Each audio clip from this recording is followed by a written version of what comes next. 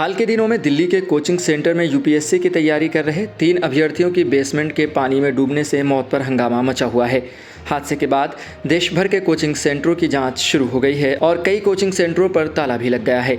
मामले की गंभीरता को देखते हुए सुप्रीम कोर्ट ने भी इस मामले में अपना सख्त रुख दिखाया है। सुप्रीम कोर्ट ने आज इस मामले पर संज्ञान लेते हुए केंद्र और दिल्ली सरकार को नोटिस जारी किया।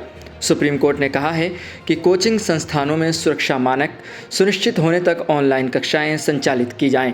कोर्ट ने आगे कहा कि कोचिंग संस्थान देश के विभिन्न हिस्सों के उम्मीदवारों के जीवन के साथ खिलवाड़ कर रहे हैं, जो एक गंभीर मामला है। अदालत ने केंद्र और दिल्ली सरकार को नोटिस जारी कर इस संबंध में मानक सुरक्षा कैसे लागू की जाए, इस पर जवाब मांगा है।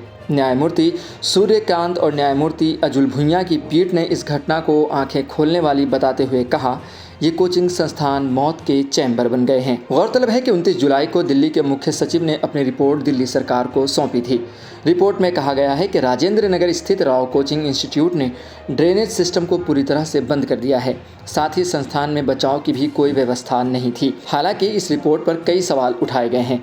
एमसीडी की रिपोर्ट में कहा गया है कि जिस प्रॉपर्टी पर कोचिंग सेंटर चल रहा था, उसकी पार्किंग की ऊंचाई आसपास की प्रॉपर्टी से कम थी। क्षेत्र की अन्य इमारतों में अधिक जलभराव की स्थिति में बारिश के पानी को पार्किंग क्षेत्र और बेसमेंट में प्रवेश करने से रोकने के लिए एक अवरोधक दीवार लगाई गई थी। रिपोर्ट में यह भी दावा किया गया है कि कोचिंग सेंटर बिल्डिंग के सुरक्षा कर्मियों द्वारा कोई सतर्कता नहीं बरती गई, जिसके कारण पानी बिना रुके पार्किंग क्षेत्र के बेसमेंट में घुस गया।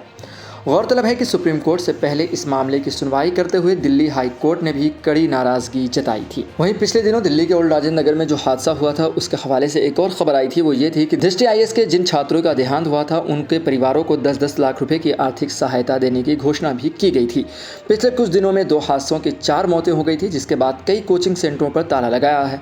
सड़क पर पानी जमा भी हुआ, जिसकी वजह से करंट लगने से भी एक छात्र नीलेश रॉय की भी मौत हो गई थी, जबकि 3 और छात्रों की देहांत हुआ था। सवाल ये है कि आखिर इन कोचिंग सेंटरों पर ताला लगाने से क्या काम चल जाएगा, बल्कि इन लोगों के खिलाफ सख्त कार्रवाई होनी चाहिए।